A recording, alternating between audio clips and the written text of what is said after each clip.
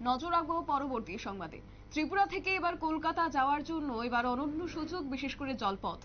এবং এই জলপথে যাওয়ার জন্য প্রায় 19,50,00,000 টাকা ব্যয়ে নতুন প্রকল্পের শুভ সূচনা হয়েছে।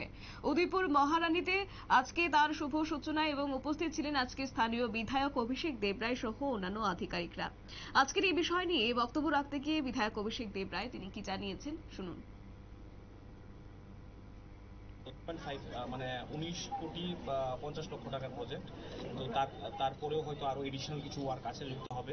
তো এখন পর্যন্ত 19,50,00,000 টাকা, বাকিটা পরবর্তী সময় যদি প্রয়োজন হয় আরো এর সাথে অ্যাড হবে। রাজ্যবাসীকে আশা করতে পারে যে ত্রিপুরা থেকে নদীপথে কলকাতা যেতে পারবে। হ্যাঁ, এটা আশা করার জন্যই তো এটা করা হচ্ছে। আমরা যদি দেখি যে আগের বিষয়, আমরা যখন এটা বলা হয়েছিল তখন যারা আমাদের অনেক বন্ধু বান্ধব আছে, যারা আমাদের পজিটিভ কাজগুলোকে তাদের ভালো লাগে না বা তারা পছন্দ করে না বা তারা চায় না ত্রিপুরা যে ডেভেলপমেন্ট, তারা ফেসবুকের মাধ্যমে অনেক সময় লুঙ্গি দেখিয়ে, অনেক সময় ডিঙ্গি নৌকা বানিয়ে যে অবাস্তব বলছে, অসত্য কথা বলছে।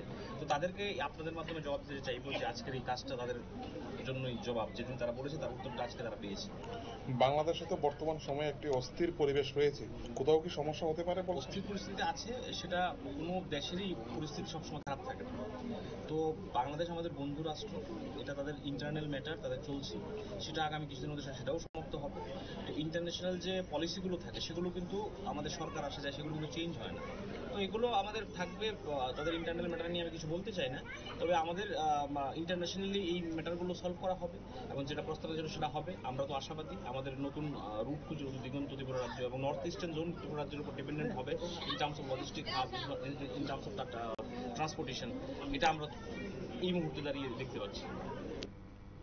আপনারা শুনলেন বিধায়ক অভিষেক দেবরায়ের বক্তব্য এবং প্রায় 19,50,00,000 টাকা ব্যয়ে আজকের শুভ সূচনা হয়েছে অন্তর্দেশীয় জলপথ উন্নয়ন প্রকল্পের।